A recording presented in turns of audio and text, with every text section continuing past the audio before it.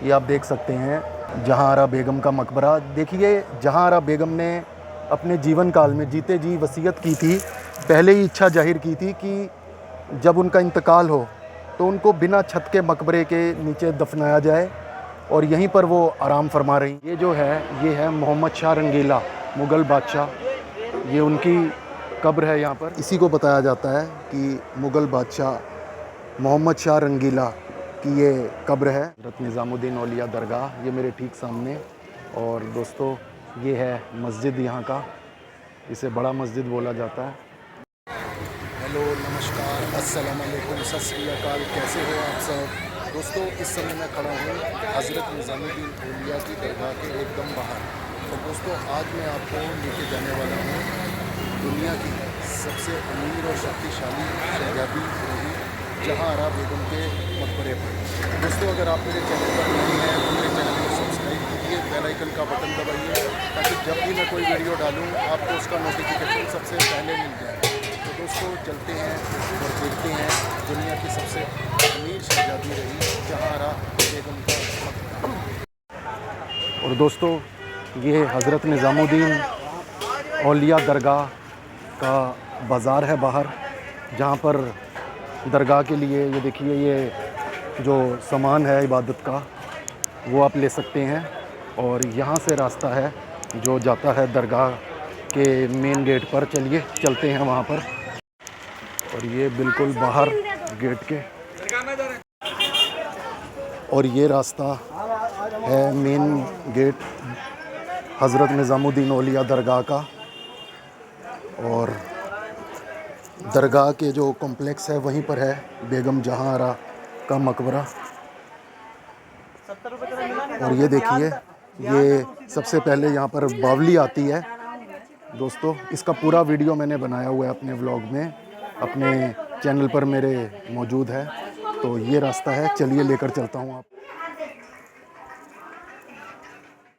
और ये अंदर आते ही, और ये रास्ता लेकर जाएगा हमें आगे से।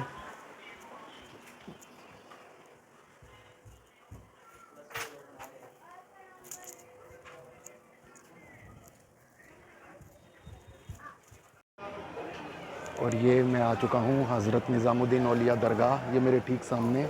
और दोस्तों, ये है मस्जिद यहाँ का, इसे बड़ा मस्जिद बोला जाता है। और ये देखिए अंदर से बड़ा मस्जिद, और ये इसका गुंबद, और वो मिंबर बना हुआ है उस तरफ। और ये यहाँ से रास्ता जाता है दरगाह, और ये हज़रत निज़ामुद्दीन औलिया की मेन दरगाह। और दोस्तों, यहाँ पर ये देखिए कवाली वगैरह होती रहती है आपको।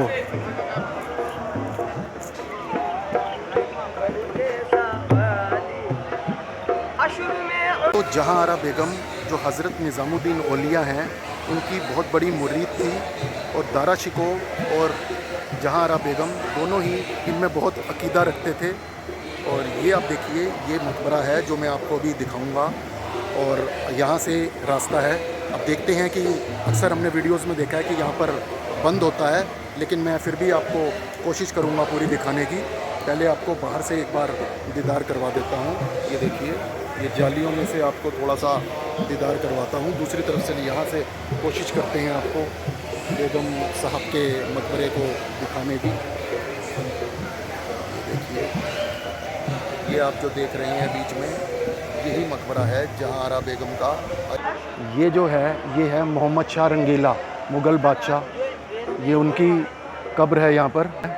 और दूसरी तरफ जो है बेगम जहां आरा की है। आइए आपको पहले इनकी दिखा देता हूँ। ये देखिए, ये इसी को बताया जाता है कि मुग़ल बादशाह मोहम्मद शाह रंगीला की ये कब्र है। और साथ में और भी मुग़ल परिवार के लोगों की यहाँ पर कब्र है। और जाली के उस तरफ जहां आरा बेगम की जो कब्र है, या मकबरा बोलें, तो आइए आपको लेकर चलता हूँ वहाँ पर।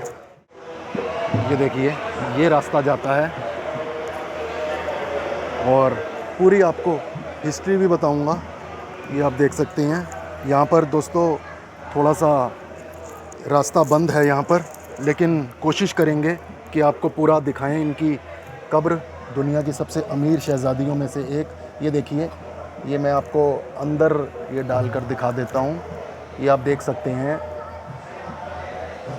जहांआरा बेगम का मकबरा। देखिए, जहांआरा बेगम ने अपने जीवन काल में जीते जी वसीयत की थी, पहले ही इच्छा जाहिर की थी कि जब उनका इंतकाल हो तो उनको बिना छत के मकबरे के नीचे दफनाया जाए, और यहीं पर वो आराम फरमा रही हैं। आप सामने देख सकते हैं कब्र में। दोस्तों, ये दरवाज़ा बंद है, इसीलिए मैं अंदर नहीं जा पाया, आपको यहीं से बीच में से ही दिखा रहा हूँ। अब जैसा भी दिख रहा है दोस्तों, क्योंकि ये एक हाथ मैंने अंदर डाला हुआ है। और दोस्तों, आपको बता देता हूँ कि जो जहांआरा बेगम थी, इनका जो जन्म है 23 मार्च 1614 में हुआ था। इनके पिता मुग़ल बादशाह शाहजहाँ थे, और जो इनकी माँ थी वो अर्जुमन बानो बेगम थी, जिन्हें हम मुमताज़ महल के नाम से भी जानते हैं। और दोस्तों, 14 वर्ष की आयु से ही ये अपने पिता शाहजहाँ के जो राज काम थे, जो कार्य थे, उनमें हाथ बटाती थी।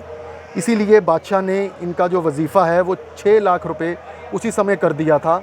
और जब इनकी मां का इंतकाल 1631 में हुआ, तब जहांआरा बेगम की उम्र सिर्फ 17 साल थी। तो जो बादशाह थे, उन्होंने अपनी किसी और बेगम को राजपाट में लाने की बजाय अपनी जो सबसे चहेती बेटी थी जहांआरा, जो कि इनकी सबसे बड़ी बेटी भी थी, उनको अपने साथ लेकर आए। जो पाठ के कार्य होते हैं वो बतलाए। और दोस्तों, उसी समय इनका वजीफ़ा 4 लाख रुपए बढ़ाकर 10 लाख रुपए कर दिया गया।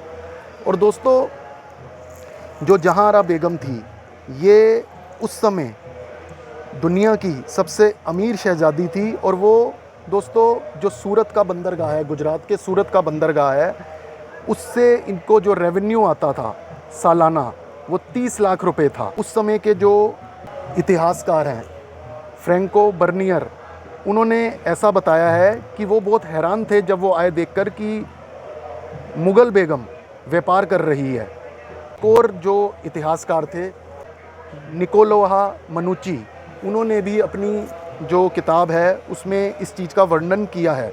जहांआरा बेगम जो थी वो शाहजहाँ की सबसे बड़ी बेटी थी, जैसा कि मैंने आपको बताया, और उनकी चहेती भी थी।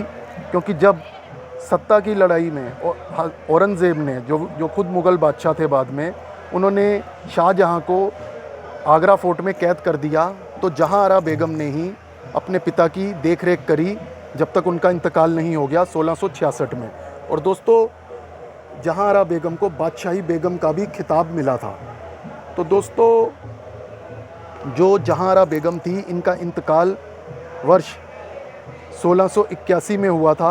और आप इसी बात से अंदाज़ा लगा सकते हैं कि जो औरंगज़ेब थे, चाहे जहांआरा बेगम का झुकाव उनकी तरफ कम था और अपने बड़े भाई दारा शिकोह की तरफ ज़्यादा था, सत्ता की लड़ाई में जो दारा शिकोह और औरंगज़ेब के बीच में थी, लेकिन उसके बावजूद भी जब उनको पता चला कि उनकी बड़ी बहन का इंतकाल हो गया है, तो वो दक्कन जा रहे थे उस समय, और रास्ते में ही उन्होंने अपना कारवां रुकवा दिया और वहाँ पर उन्होंने 3 दिन का शोक रखा, ऐसा इतिहासकारों ने बताया है। दोस्तों, उम्मीद करता हूँ ये जो मैंने आपको जानकारी दी, ये आपको इन्फॉर्मेटिव और अच्छी लगी होगी। अगर अच्छी लगी हो तो मेरे चैनल को सब्सक्राइब कीजिए। मिलते हैं फिर अगले वीडियो में, तब तक अपना ख्याल रखिए।